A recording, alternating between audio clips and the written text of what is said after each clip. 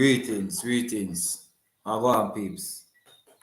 Hope everything good and airy. Like man just stay the same with taking it easy. Must give thanks for life, health and strength.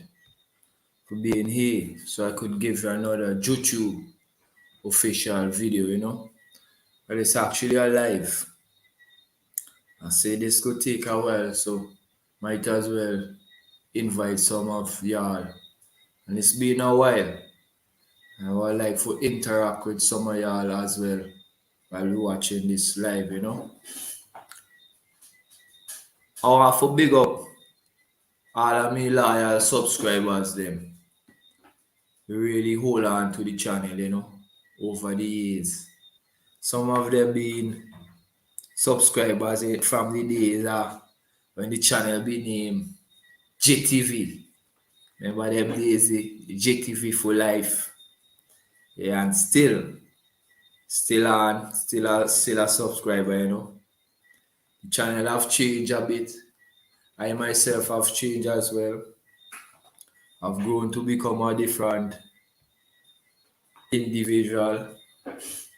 Not that really different, but it's more like a evolution.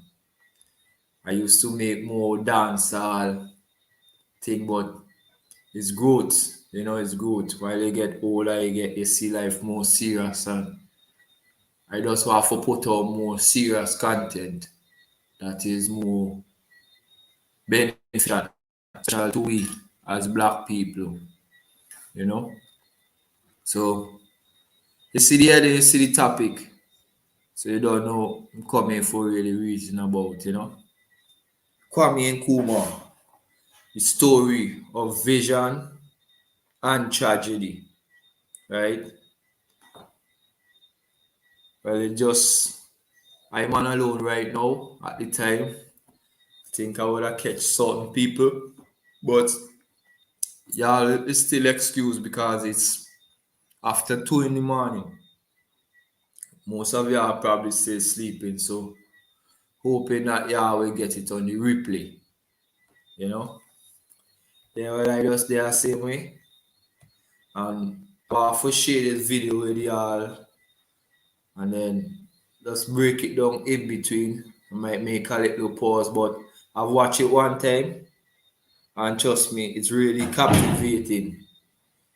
We have real good leaders in the past that set a blueprint for us follow.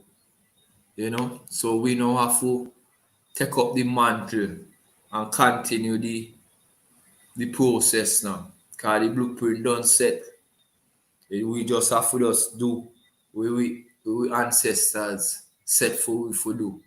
Because it's a continuation. So I want to just add my little 2 cents to it and my little energy. And at the same time try make it easier for the next generation. So this is why I really want to put out this information so it could reach more ones and ones. And hopefully that y'all will help me send out the information out there, by sharing the videos and doing all those nice things now, doing all those good things. You know what to do, you share the video, like, comment, make sure your family them see them video because trust me, it's really helpful. And we as black people, we need to know more of we history and know more of we people because the media is controlled not by us. It's more controlled by our enemies. And they put up information we will help them and be bad for us. So we have to always keep them things in mind. We have to always keep them things in mind and make sure that we do the right thing. So yeah, make sure you like, comment, and share your words. And you don't know, there's enough respect and love coming from my heart. I have to put out this video to all and thing. So hoping that you get it on the replay. hoping that you get it on the replay. So I think that's a nice intro. So without further ado, you should have hit the like button by now so that the algorithm go kick in now. Because what I noticed with my channel, the notifications not going out. I've put out this I've been setting up this live since this morning, and when I check sorting pages, I ain't seeing the notification. So apparently YouTube ain't dealing with me right. A lot of times they more cater for their people or their content that they want to go out there. And our content always put last.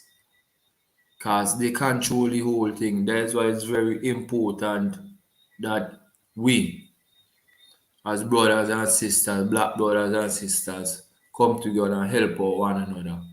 Because to be honest, I can't reach nowhere without y'all, and y'all can't reach nowhere without we. We all are one team. By the time you're born, this is we clothes. This is like football or basketball. Every team have a special uniform. This is our uniform, melanin. And this is how they look at us all over the world. When the Chinese meet we, a white man meet we, Indian, the first thing that they recognize is your complexion and say, oh, black man. Before them even know your name or where you come from or your age, things that you think is important. First thing that they see is your complexion, and that's where they work with. So they always put us in a bracket even though we might not want to be in them kind of brackets there. Because it's a racist world. The racism is really govern the world. And if you don't know how racism function, as we nearly full say, everything else that you understand will just confuse you. So you have to always keep them things in mind. You have to always keep them things in mind as people. Yeah, so this is a real nice video. Trust me, like I tell you. And some people might say, why you talking about this? You're not even from Africa. But I'm an African, as a Peter Tosh say. No matter where you come from, as long as you're a black man, he is an African. Doesn't matter where you come from, as long as you are a black man, you're African. If you know that song, and it's really true. You see all them, you see? If you look at my skin bumps and thing, goosebumps, which is truth I'm talking. So this is the reality that we living in. Is the reality. It's sad to see that the world is in a rat race, racism, but this is the reality, and we have to continue fight. Cause this is the main purpose. We should wake up every morning with getting rid of racism out of the world, and we mind, and go back sleep every night with eliminating this problem, because it is the greatest problem and is the hardest problem to solve. No matter if you're a scientist, is an astronaut, no matter how much mathematics, or science, still a lot of people can't solve this problem. They have ideas of how we could do it, but practically getting down to the groundworks and doing it is much, much difficult, you know. And prejudice, all these things is just part of the same racism. Because racism is really a system. Anytime we hear ism, capitalism, socialism, all these things fall under racism. Colonialism, all them things, racism is the thing that govern everything, you know. But that is a whole other reason by itself, and definitely in the future, I will touch upon them topics to one thing. You know, I have a lot of content that I could bring out on them kind of reasoning and things. So make sure you hit that subscribe button and hit the notification bell. Although sometimes it don't work. So next time I come again, you will be notified. You know, so then you could even interact with me. You could call in. I will even send out the link if you want to show your face. I will read you upon a level, and you put out whatever information you want to go out there to the people as well. Because it's a technology world, and we have to use the tools that they give us to win them. Because they don't capture the world long before we born, and change up things now. So we only could use that is available to us to fight this war. We have the internet, so I see it as a tool, so I could put out information for reach the public and thing, you know. Yeah, so yeah, that's the real thing right there. That's the real thing. So you have to go into this video, and you can find it on YouTube as well. It's you have to look for this. Once you type in this Faces of Africa, Kwame Nkrumah, and I'm going to touch a lot of topics on this whole part thing with Faces of Africa. I get highly His Imperial Majesty, Haile Selassie, a lot of great leaders inside of Africa, you know, and me want to touch on every one of them, every single one of them. So it takes time, but I have a lot of time still, and I want to just use it wisely, you know. So let me get into the video. You could always check it out if you want to watch it yourself, yeah. But I want to break it down and reason upon certain things, you know, because this is more of my interpretation uh, the video now, what happened, you know. So I want for us and things that you could learn. Because one thing about history is just not something to just brag for say, yeah, black people did this, black people built pyramids, black people this. History, I think we should use history as something where we could learn from the mistakes that we make. What mistake that this leader make, or what mistake that the black people they make in them times, while we in the problem that we in are still going through the struggle, you know. So we have to always keep them thing in mind same time still. You overs, you understand. Overs is just short for overstand. It's something that I've been using overs just for shots for years now. So sometimes I hear me say your overs, that is what me mean, overstand. You know? It's a way how I've been talking for years. So it don't automatically fit in. So without further ado, me I will go on we will go and take a look of this video with Kwame Nkrumah. You know, I want to share it with y'all. So we go watch it together and break it down still, you know. All right, so let's get into it.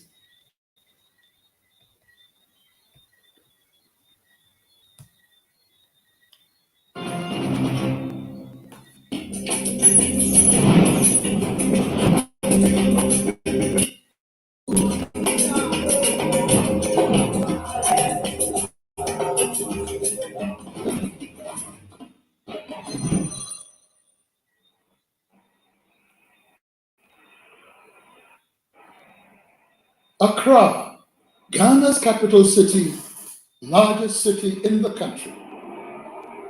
The word Accra is believed to originate from the Akan word Nkran, meaning ants. It is no wonder that you will see men and women hustling and bustling under the blazing sun to earn a penny or two. In these very streets walked a great man, a man who led Ghana's liberation struggle. His name, Kwame Nkrumah.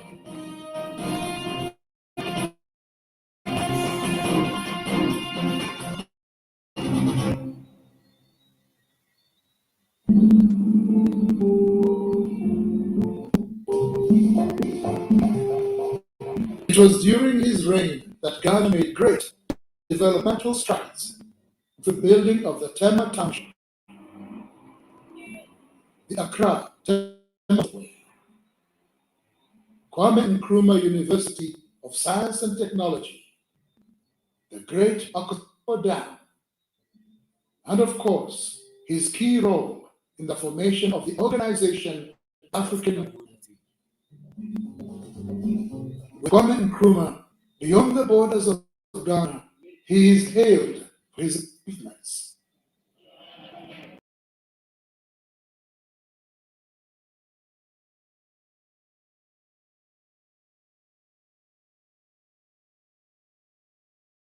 Now, tomorrow, the United States of Africa. To him, You see, I have to even stop as like right now. I have to stop it right now. If you notice, how Africa is, and the interpretation that they try to give us of Africa is of this place like just be bush and wood and water, like not a place that been developed. But as you see, it's some big structures. I'm from the Caribbean and we don't even have nothing like that. That's why that's how I always say Africa is a place I really want to be.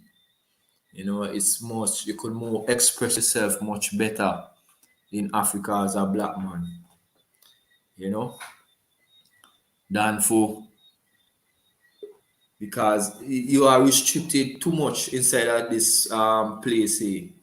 And in Africa, this is what they said too is he tried for start it was organization.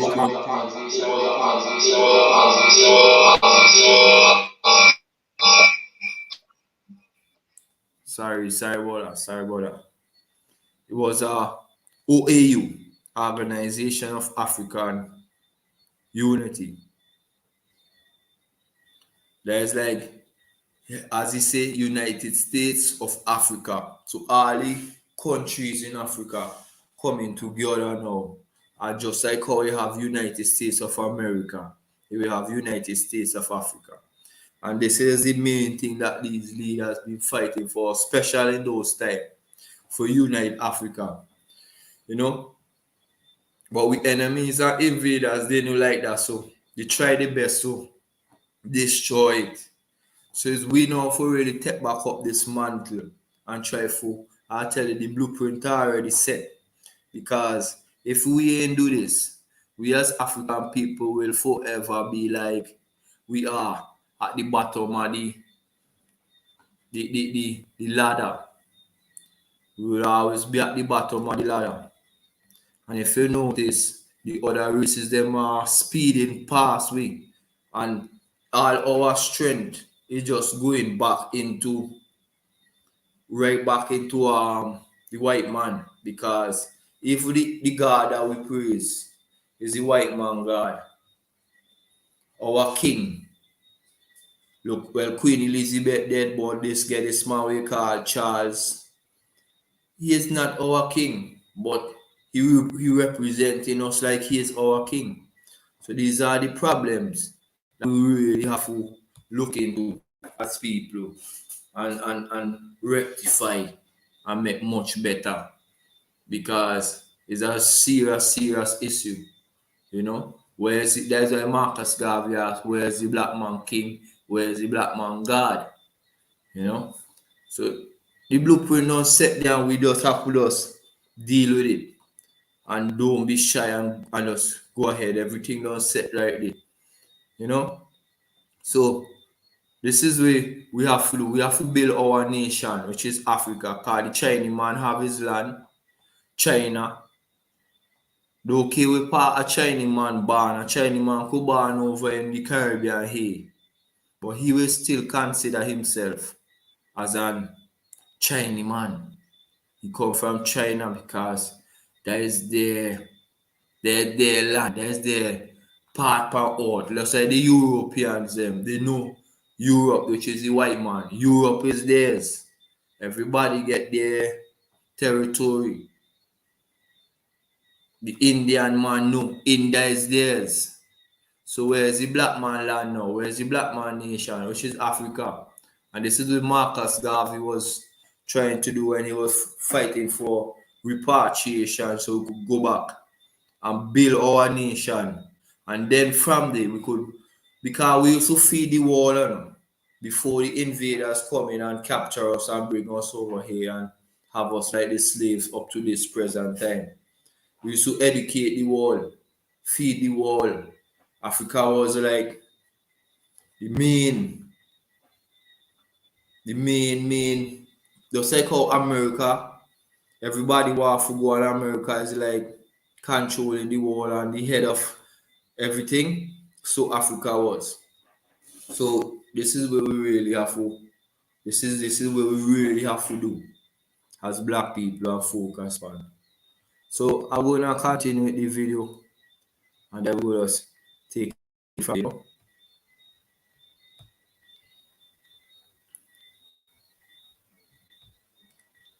Junior was a passion, and I think he's right. The richest country, what's there? The warlords all over with the private enterprise from outside. They do what they like. I mean, look at what is happening. He foresaw that if we didn't come together, we would be in our present state. Dr. King Asante was the Secretary of State during Kwame Nkrumah's rule. He recounts Nkrumah's character. He could be charming when he wanted to, but normally, as someone who worked with him, was what I would call a charming hard taskmaster. He was a good dancer, and he liked yes, and we would hear music. I remember high life music around us.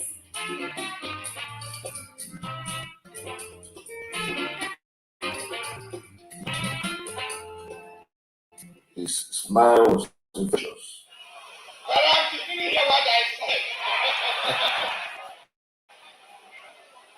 That was the charm of Nkrumah, a man who was very committed to Africa. Nkrumah lived and died Africa.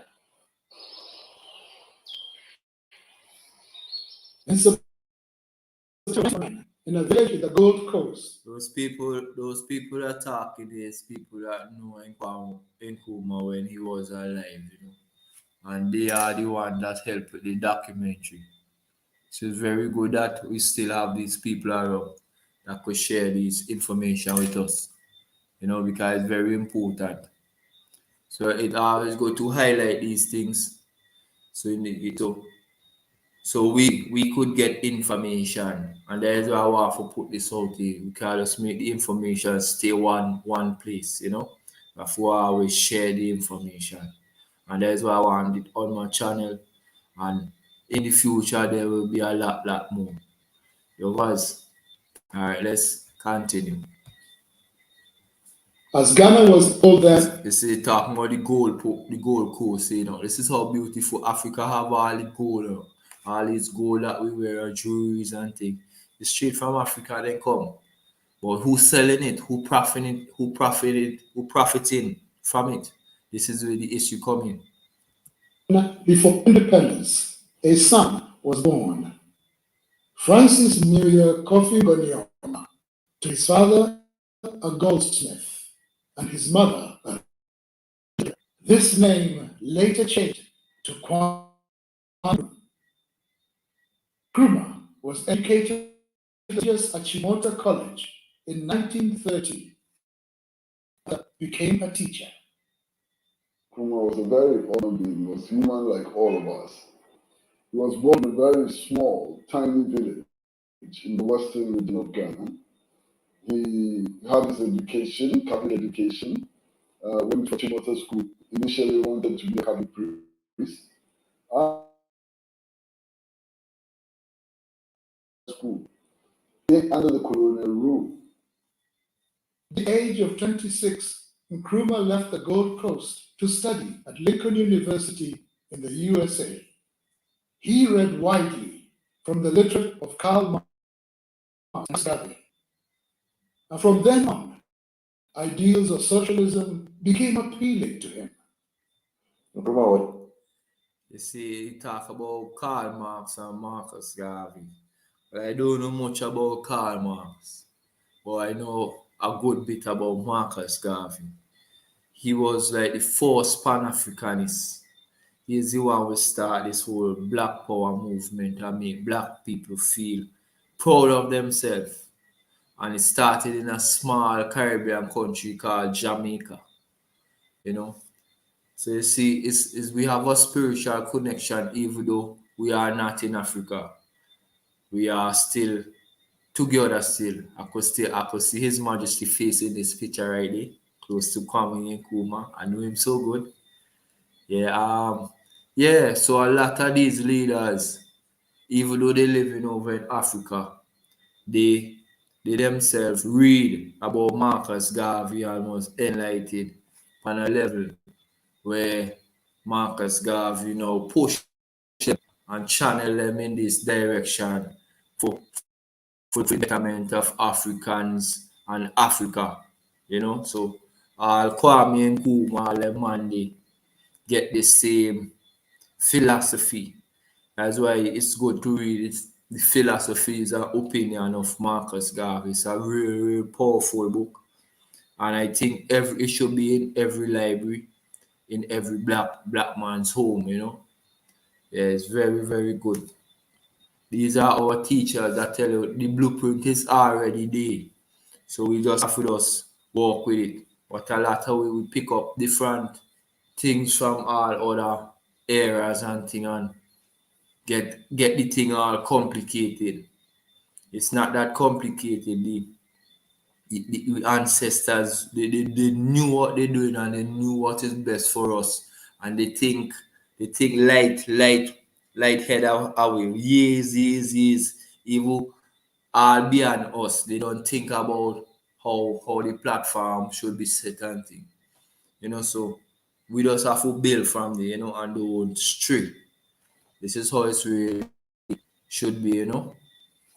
Yeah, the content is still with Kwame Nkrumah. Okay. Very much inspired by Marcus Garvey and the idea of with Africa and Black freedom. That inspired him a lot too. So he knew about all those things. Have fuels ideas for a kind of African consciousness. They need to rally a wide of people in pursuit of what he wanted. In the United States of America, he came across writings of George Padmore and co, who were in the Pan-African movement, W.E. Du Bois and all. And eventually in 1945, he linked up with them in Manchester, United Kingdom, where they organized the 5th Pan-African Congress. And they decided to accelerate the struggle for liberation of Africa. As men of thought and action, they exert great influence on the young Nkrumah. His ideas for the unity of all Africans later came to be known as Pan-Africanism. In his book, I Speak of Freedom, Nkrumah wrote, "Divided we are weak, united, Africa could become one of the greatest forces for good in the world." After You get that? Divided, we are weak, but together we could cover the greatest good. And you see this book, and it's something that we always have to keep in mind. I tell you, we are on one team, and we have to always look at ourselves like that. It's the only way. If we divide ourselves and feel that I don't need anybody or I'm not part of this Africanness or I'm not an African, is you making it worse for yourself because when you go out there into the world, it's like it's just you alone. And this is how they deal with us. They divide us up and control is what you call divide and rule. When you go into Africa, there are borders, what you call borders here, borders there, borders that. And mind you, we had different tribes and things as well, right? But this is our problem to why they get to invade and capture us because we were divided little on a level and they came in and infiltrate and make it even more. So this is how they could control us, and up to this present time, they still have us controlling us. Even in the Caribbean, we have Barbados, Jamaica, St. Vincent, Trinidad, Antigua, St. Lucia, Grenada. And when you look at the people there, all of them look the same, get the same nose, same eyes, same complexion. Might be a little fader, however, but it's still African, it's still a black man. So the other race is looking at you, but you yourself not looking at yourself like that. And it's only making it worse for you. It's not making anything better for you. It's making it really worse. So you got to always know them things still, you know? You have to know that you are on one team and together this with the and cut out the divide and rule thing. This is where the enemy is using so they could control us. So always be mindful of the thing that with them doing, you know? Yeah.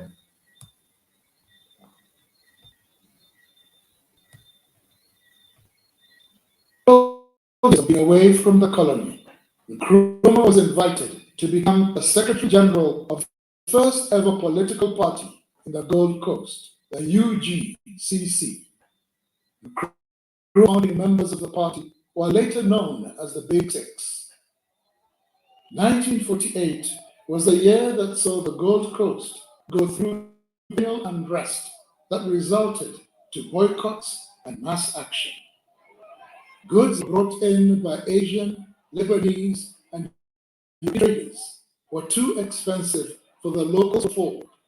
There was a boycott of British goods who felt that the Association of West African Merchants, which were the British and expatriate firms, had raised prices far beyond the capacity of Ghanaians. The colonial government blamed the leaders, the UGCC, for stirring up trouble, and this led to the arrest of Dr. Nkrumah and the UGCC party members. They were imprisoned in James Fort and were charged with instigation, looting, and rioting. The imprisonment did not. You see, like he was in prison. And I don't know of a leader that haven't been, especially a black power leader that haven't been to prison. Because this is one of the weapon that they use. They like for us jail you for something, no reason at all. Just because you're not benefiting their system, their racist system, which is white supremacy. Because they want to maintain white supremacy that white must always be the ruler of everything, you know. And whenever you put up resistance against these things, you find a way for put you in prison. Marcus Garvey, Malcolm X, everybody they do these things, you know. So when you see a man go jail and he come back out, it's not something. Don't say it's not something to be proud of, but you can't really knock a man for say he bad or whatever because most of our greatest leaders go through this thing that you call imprisonment. It's a real serious thing. Deter Nkrumah from his continued opposition against British rule. His arrest did not in any way damage the party that he had founded, largely because some of the activists remained outside the prison wall. 1951 was the year that saw the Gold Coasters voting for self-rule. By this time, Kwame Nkrumah had split from the UGCC to form his party, CPP. In 1951, the party that he formed out of the United Gold Coast Convention Request Post Party won a landslide victory in the general elections, and he became the leader of government business, or more or less the prime minister of the Gold Coast at the time.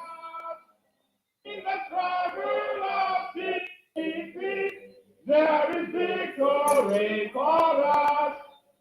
CPP had a big following. The youth particularly believed in Kwame Nkrumah and his ideologies and actively campaigned for his release. After the party's landslide victory, the pressure on the colonial government to free Nkrumah increased. At Accra, a huge crowd cheers as Kwame Nkrumah leaves James Fort Prison freed by the governor as an ace on the eve of the inauguration of the new constitution. The British governor, Sir Charles Arden Clark, eventually recognized him as the prime minister. If you notice, I mean, just touch it back a little for you all see this. You see who is the governor? A white man with his wife by the side. And this is in Africa, you know. This is not in Europe. So it's long time them going on and invade and take over. And this is where we black man try to get rid of. We need we own continent so we could govern our own self and be free to make mistakes our own way and solve our own problems them and thing, you know. Instead of these always in our business. And not just in our business, controlling everything. You see, so it's a long time this thing happening.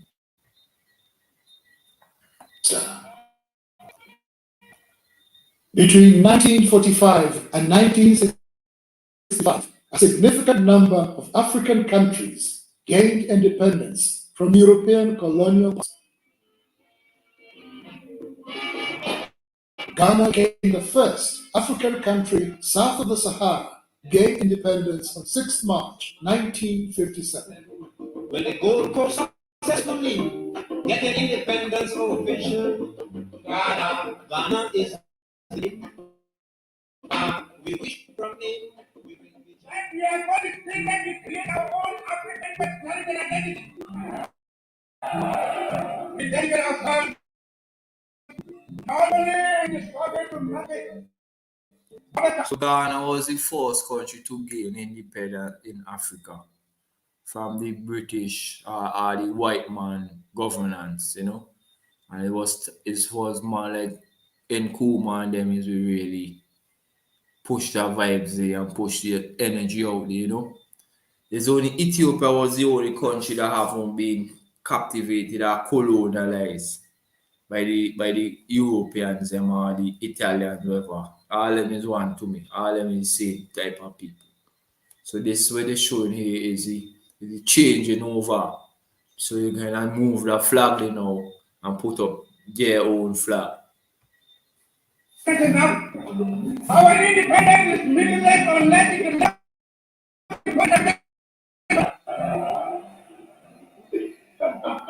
Jerry Rawlings, a former head of state, remembers the mood of the time. We're playing football, and I hear the siren. Everybody sort of stopped wherever they were, listening to the siren. But of course, I mean, not me. I was chasing after the ball, and I found I was the only one chasing after the ball while everybody was listening to the siren. When I run into a barbed wire, and that's the scar I have here, yeah. On that day. Those who have hats on, to take off your hats and let the national anthem. And from now on, that national anthem is the national anthem of the Gold to be played on all occasions.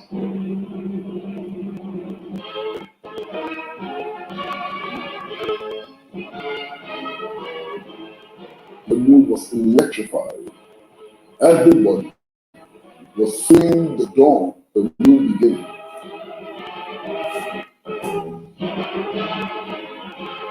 This was the day on which he said that the African was capable of governing himself. And he said that we as Africans should be allowed to make our own mistakes. That's right. That was an incredible. That's right. This freedom served as an inspiration to other African That's right. We need to make our own mistakes. It's a real powerful move. It's a very, very powerful move. countries subject to colonial rule. But Ghana occupied a central role against imperialists.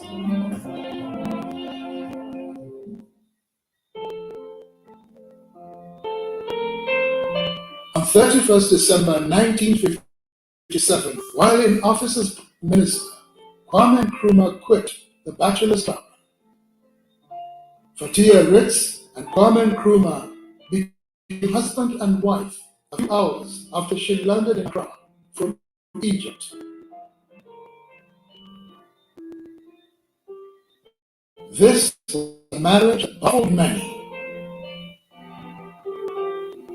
It was not understood why Kwame Nkrumah asked for a bride from Egypt. She did not speak English, and neither did Kwame speak Arabic. Madam. Yeah, and she almost look like a white woman too. You know, sometimes we Africans, we have very, very light complexion. As you know, all the races or they originally come from Africa, you know. So she could still be an African, you know, like real African like genetics. Because they say as long as you have even 1% African blood in you, is African. This is how they really see it, you know. Because the white man don't want no mixture. Because the real reason why they come up with the system of racism too. It's beside the reason here now is they try to save their complexion, their race, their genes, their type, you know. So and they know we are dominant because if a black man have sex with a white woman, the child would come out with melanin. The child would come out with he won't look like the white man. If a white man have sex with a black woman, the child will come out a little dark and he won't really, you know, and that will continue and continue. So the white man sit down and say, wait, if this problem, if they say go so because he was raping and when raping all the other people, black people, Indian people, Chinese people, and when the baby born, he noticed the baby not looking like him. So he see that as a problem and wait, he see boy, these people could get rid of us just by if we all live loving together and like have sex like togetherness. It will just eliminate them simple as that. So they see our genes or our sperm or whatever as a weapon. So that is why he made the gun. The gun is something like an equalizer. And if you read Francis Cresswell's with this is the book, the ISIS paper. Once you read this book, you will get a clearer understanding or understanding what I'm talking about. So he made this thing called the equalizer, which is the gun, which is something just like your genitals, the penis. The ball is where you put in the cartridge and like you shoot the shots come like the sperms.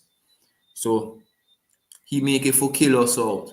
So could make it back equal. So this is why the main reason why the white man really make gun. You know, I just think that it's important for y'all to know this. So say I'll just share it with you, you know. I will continue into the video. Was a young woman growing up, and she left her family to come in her home base This is his daughter, Sammy. African name. The same in the background here. Yeah, this is his daughter. This is probably she right here, and this is his son right here.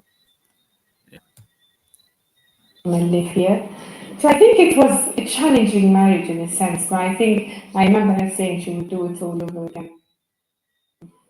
He, I think, did not marry If you notice, because she was another. I think he just felt that it was time for him because of his position.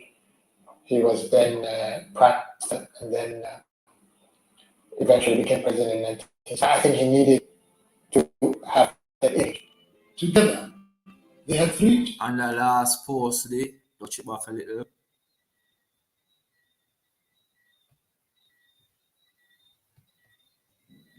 Eventually became president. This is his son. If you notice, he still have the same African complexion or the African look, even though the mother probably more of white, like a white woman. Now, for say she is a white woman, but she more look like a white woman. But still, you see what I'm telling you, you see the same features. So this is where they know. This is where you need to know as well. In 1960, I think he needed to have that image. Together, they had 3 children. So he married her because he thought it was time to get married because his status and he needed that image. So he just go ahead and do it. Samia and Sekou. Yeah. From a previous relationship, son, Francis Nkrumah.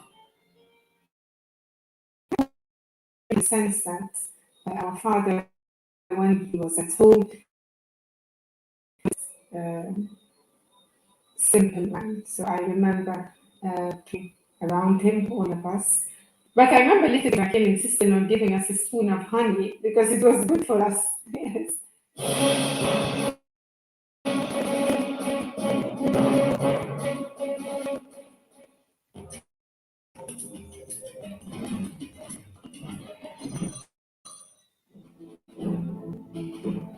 It wasn't long before the Kwame Nkrumah's regime started going through the mill. By declaring Ghana a one-party state, he was perceived as a dictator. So with the one party, everything, and that was wrong. But you see, that again is a total misunderstanding of African history.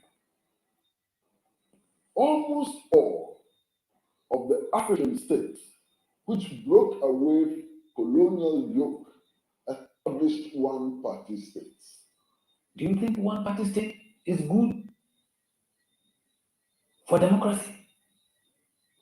If it wasn't democracy, then they should have left us with their colonial masters. They did not.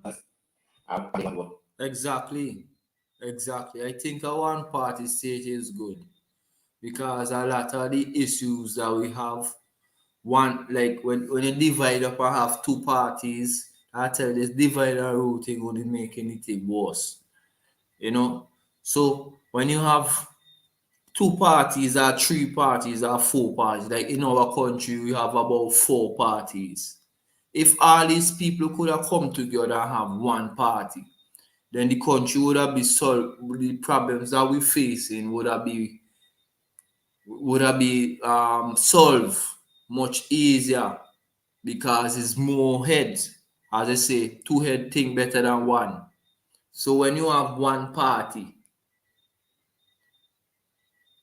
all of these heads come together so they could share ideas and things like that because so much issues, so much problems, especially with we black people. So when you only get one party and this party might be there for 2 terms, 3 terms, a decade and thing. So the other information that the other party might have access to certain benefits or knowledge, we're gonna lose out on that. And this is why I really agree with the one party thing, but a lot of people in those times look at it as dictatorship. Always people go try for stir on the story and make it look different than what it really is. You know, so, but I agree, and I think it's a good thing for have a one party thing, you know. So good mood alone. Then I said, so why do you want a one party state? Then he said, I've established so many industries and institutions, and I don't have enough competent people to man.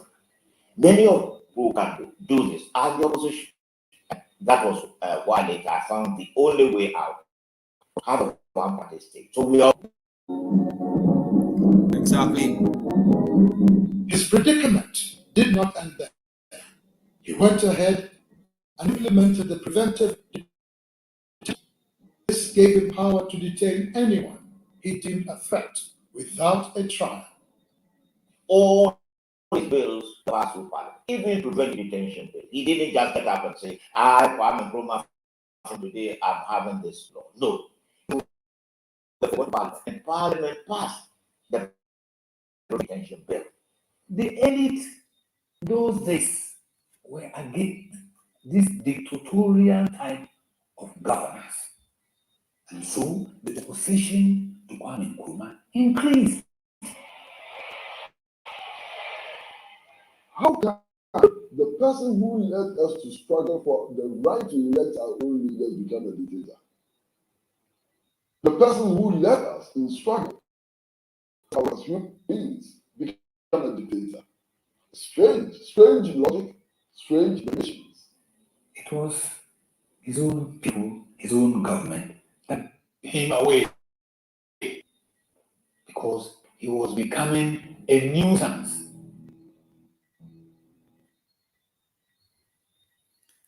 You see, throughout history, if you watch all the leaders them, with much of them faces this selling out what you call where your own people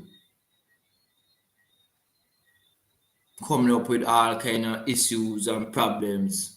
Me don't know if a jealousy is why or what. But just say they do Marcus Garvey sell him out for pieces of silver or rice. Just some simple things, and these are this is where we really have to get out of our mind. And if you study, that's why I like with the Haitian Revolution. Before them even start to make a move on the slave masters and things, what they do, they get rid of the ones them in between them crowd because it's just your own black people, your own brothers, them to sell you out to. Just for because they love the slave masters so much and they can't see a better way without the slave master. So what the Asians them do in those times is make sure they get rid of them people the first. And this is why the Asian Revolution was so successful and it started to make other revolution around the world. And that's how black people now at this time get this little freedom. Although there's still much more we could benefit from and much more to go. You know? But yeah, it's very important for getting rid of these little people in between us. Even at this present times, some of our so-called leaders is people just like us, but the works that they're doing is for sell you out. A lot of the prime minister them right now, especially in the Caribbean here, they work for British. They're looking for the British them. And them selling out them own people.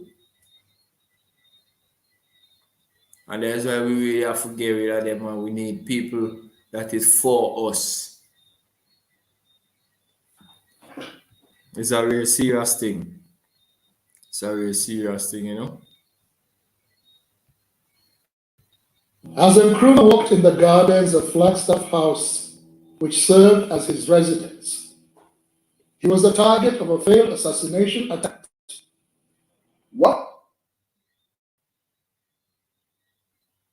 One day he was, from his house to his office, and the policeman opened on him. What was it to do with that policeman? Give him a bouquet of flowers and kiss him on the cheeks for attempting to assassinate him? Yeah. I don't understand the nonsense about dictatorship.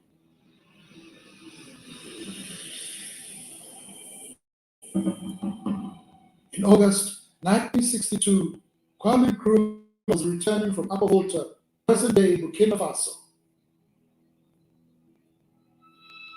A grenade was concealed and given to a school pupil to present to him. Exploded. It was at that point that the bomb was true. It caught him. The girl who was going to present the flower died on the spot. The fragment. The girl, they put a grenade inside of the flowers and give a little girl to care it for him. But the thing with a grenade, they have to move urgently, and the grenade blow up and kill the young girl. I would like to say she's innocent, but then again, I don't know the full part of that. But there was a lot of attempt for assassinate him and thing, and it's real. I tell you, when you see you try to help people, sometimes your own people them send for get rid of you. It's a sad thing, but it comes with the territory whenever it's just part of it. But if you're a leader and you're trying to uplift your people, you have to always keep in mind that these same people might be the ones who come and try to eliminate you. Because they're still in the matrix, they're still confused, they still don't see no other way out. Some of them don't just pretend that they're with you, but they're not with you. So you have to always come with the territory. You have to know that yes, it's capable for your own people, the closest ones to you. You might even send your own family member as well. And you're seeing that happening in especially the black so-called community right now, where your brothers fighting against brothers, mother against father. They call it the Willie Lynch syndrome, but it go real deep. We as black people have a lot of cleaning up, in-house cleaning for do. Really, really, really plenty. Trust me, it's a lot. Into all his body from his nipple down.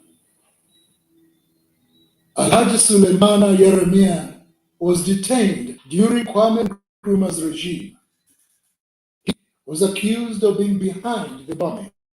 You in Ghana here, just the bomb, and my name is one.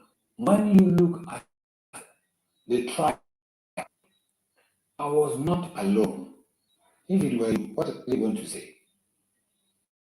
Do you take it or you leave it? That too, it was a matter of death. When you assign it to me, I will not accept it. Indication that says that I was the one.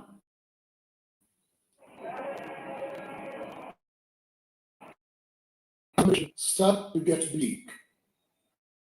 Cocoa, its primary export, had the world market.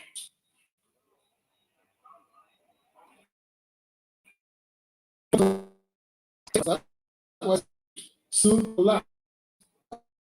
Food prices increased. At one time, we had this per capita income in Africa. Ghana, for the first time, was rationing soup. And other things that we were buying at the Accra Sports Stadium. Meanwhile, Nkrumah funded Guinea with £10 million from Ghana's coffers. making this the worst economic blunder of that time. Guinea had to be told that they have support. And the all Africa should know together, then we should help each other. So to me, it was a amount of symbolic of great import. His efforts to rescue Guinea did not in any way repair his already damaged reputation with the people of Ghana. And what that meant was even the most trusted friend in his government could end up being a threat. We cannot allow imperial colonialists to interlock with traitors in our midst to deflect from the path of duty. On the 20th, Just the same thing I've been telling you. I see always traitors. Traitors, it come with the territory. Traitors, it come with the territory. I have to repeat it, you know? 1st of February 1966, President Kwame Nkrumah flew out of Accra on a plane bound for Hanoi, Vietnam. Ironically, he was on a peace mission, but in his own backyard, it was all but peaceful.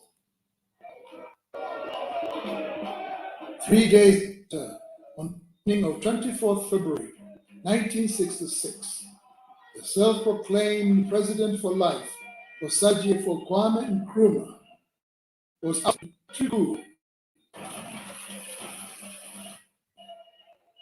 You overthrow Dr. Nkrumah. I've never seen such an expression of joy. This is where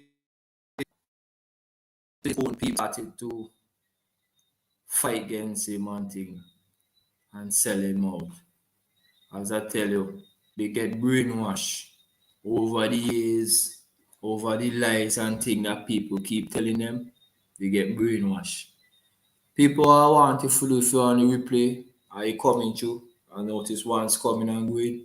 Just hit the like button for me, please.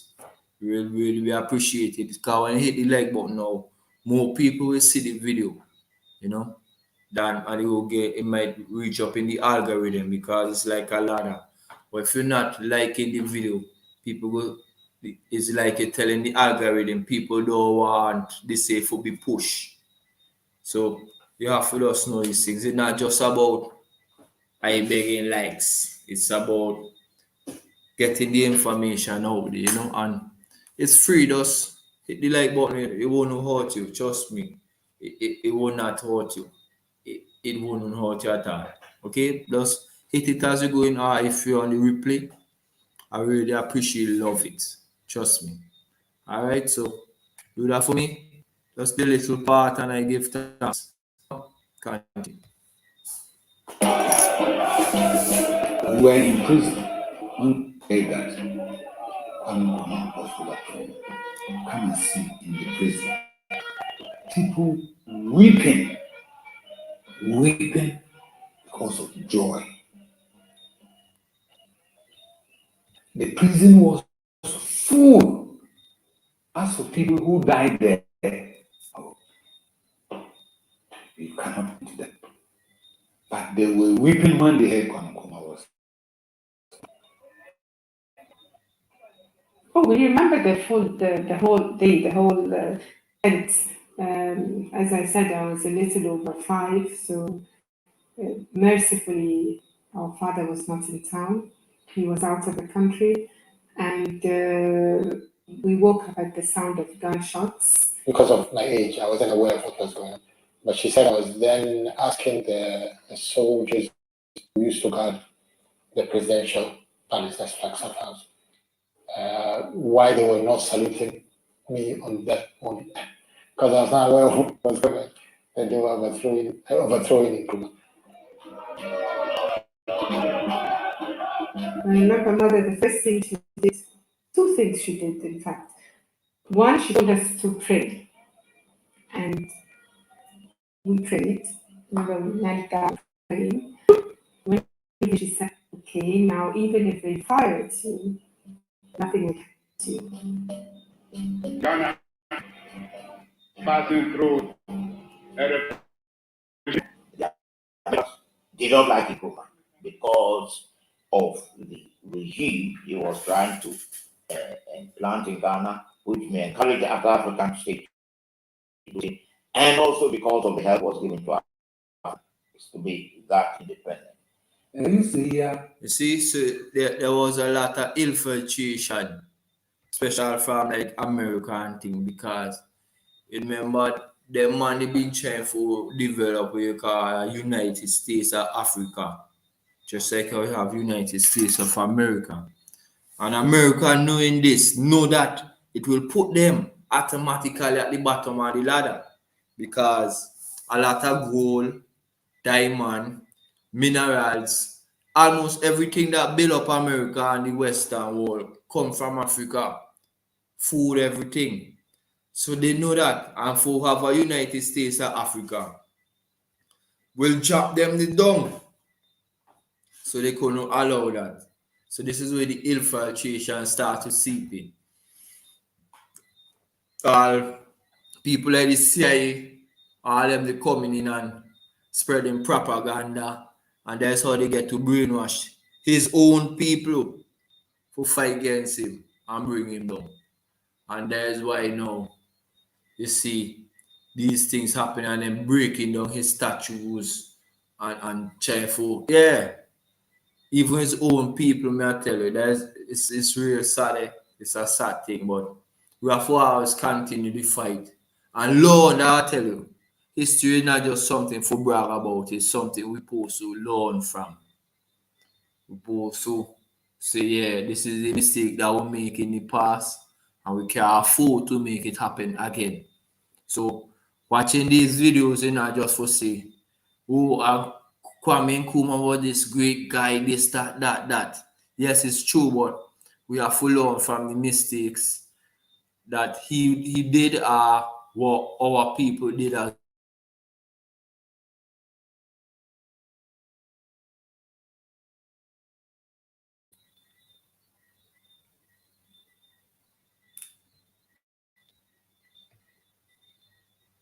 KD Asante talk about the CIA. Of course, it was not like CIA just came and jumped in. No. So it didn't matter where the support came from. From the CPP, they were prepared to grab it. In Ghana, we have a proverb or a saying that when the bird stays too long on the tree, it invites a stone. He went into exile in Guinea, where his friend and liberation comrade, Sekou Touré, gave him refuge and made him co-president.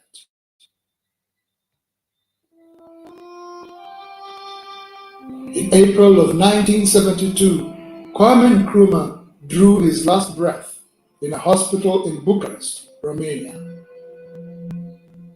Until he met his death, Kwame Nkrumah had survived 5 assassination attempts. That is why the phrase Kwame Nkrumah never dies was coined.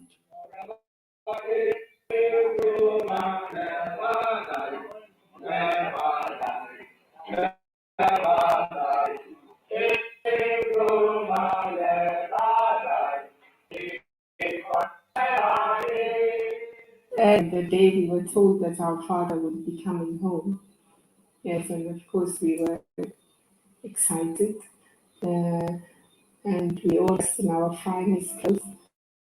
And you're right, yes, I remember our mother looking particularly good in a chiffon dress. And by the end of the day, an envoy came with this unbelievable news that our father had passed on.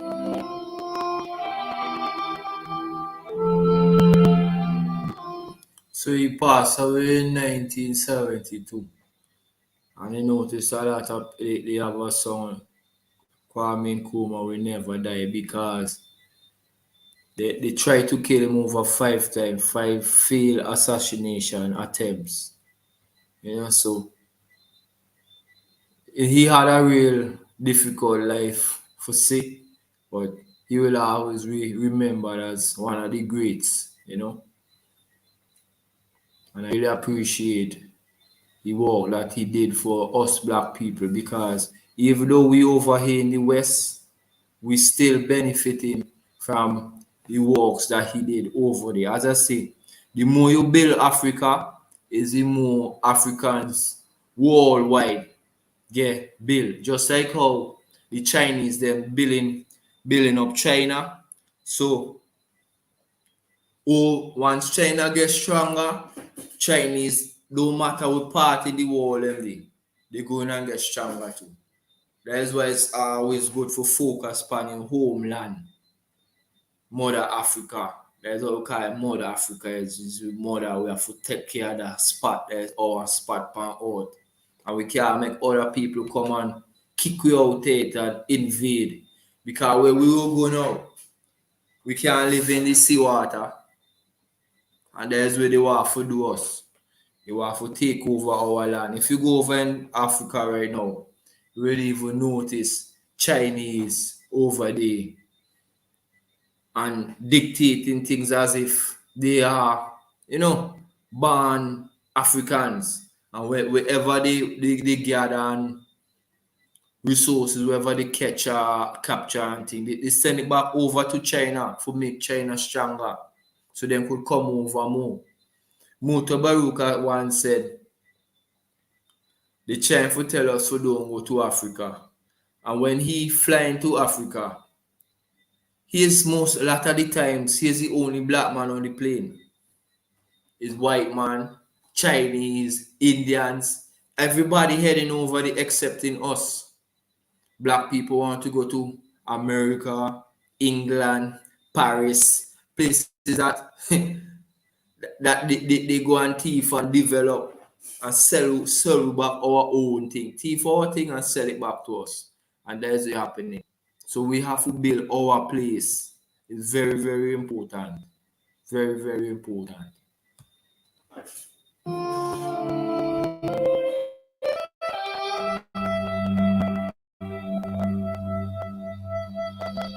So according to the records, he died of cancer.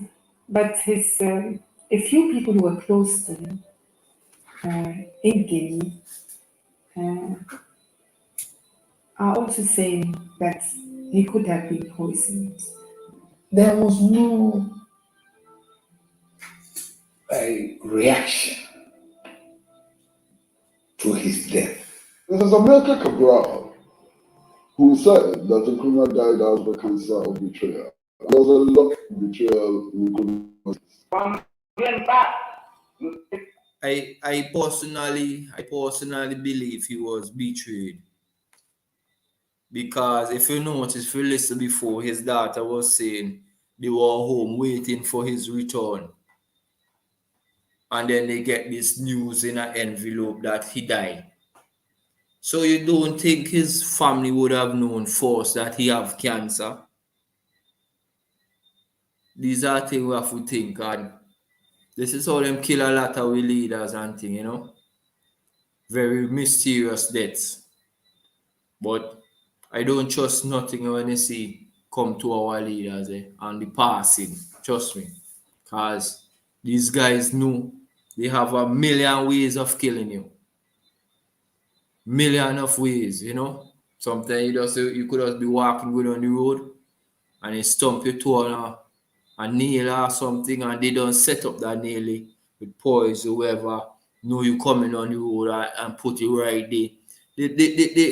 They are, the CIA and FBI and these people, they are masters killers. They study these things and they set up with own people, all thing, pay them off. The closest ones to you, the one that they might be even lying in bed with. This is how deep they go for make sure them they win. They don't care about loyalty or honor. No, they care about win or lose.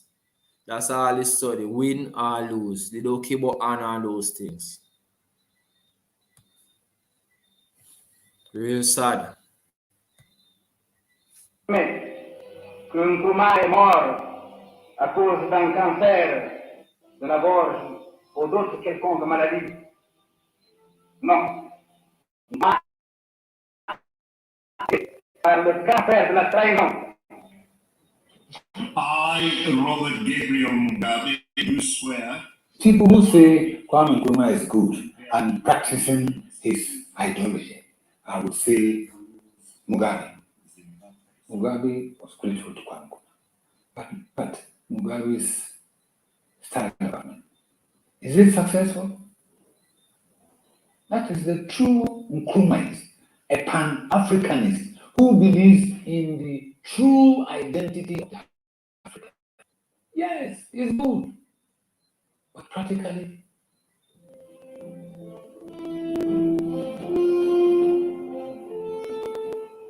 Kwame Nkrumah went in the books of history as the firebrand in Africa's liberation struggle.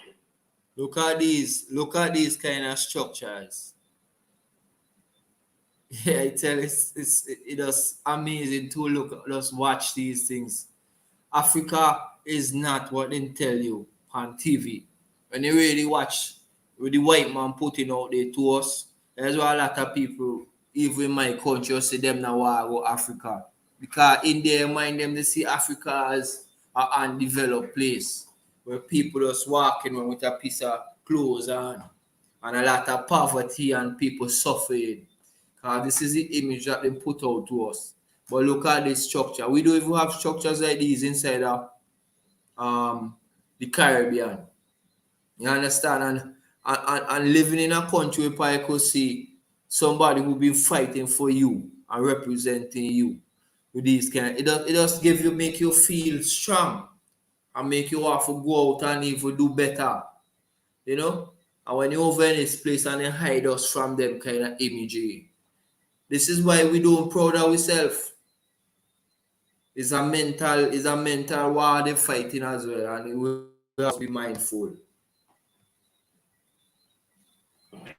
His vision for a United States of Africa continues to be realized. The reality is that it will stay on. Madiba is gone, Nkrumah is gone, Sekou is gone, Sabora Machel is gone, Nasser of Egypt is gone. That is our reality. Our task is to create a new core of leaders, visionary leaders who want to see Africa free. They want Africans to develop confidence in themselves, culture, in the food they eat, in the way they dress, in the way they walk, and the way they talk. Leader. This is the same thing I'm saying. The blueprint is there. That's why I really like how this man talking. Very, very good. Who want to encourage Africans to take control of their own resources. We need to inject those new leaders. That is it. I told you he was a fine man. Nkrumah was dedicated to politics. He loved the nation. He loved Africa. He married Africa. The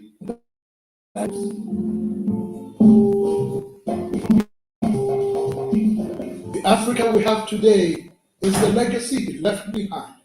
A constant reminder that indeed Kwame Nkrumah never dies.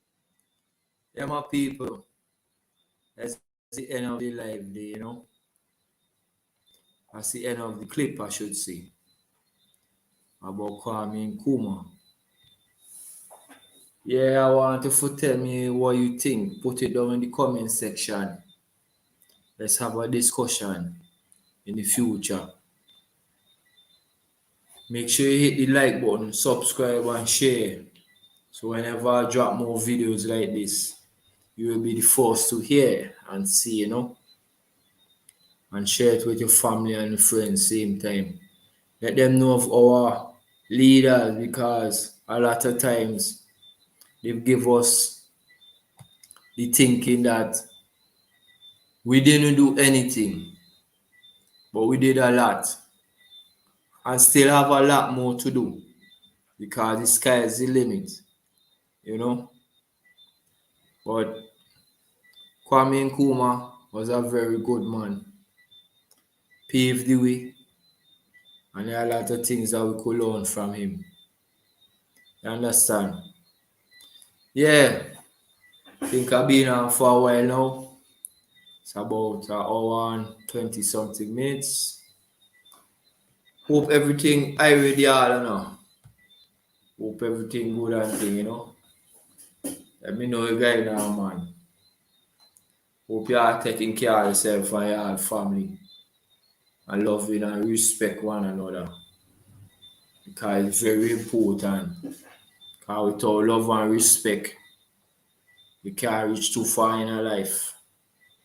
You know? And if you don't believe me, you go learn the hard way. Because it is reality. Yeah, so I'm gonna shut off from this now and get a little rest. Have walk in the morning. So I could gather some energy so I could go through the day. You know? So those on the replay, I see someone just coming and going. Remember to hit the like button and share the video. And subscribe to the channel. You love it. You know? So until next time, salute. Love from the heart. Peace out. Continue taking care of yourself and all your family. And remember, it's Black Power all the time. Black Power. Later, people. I read.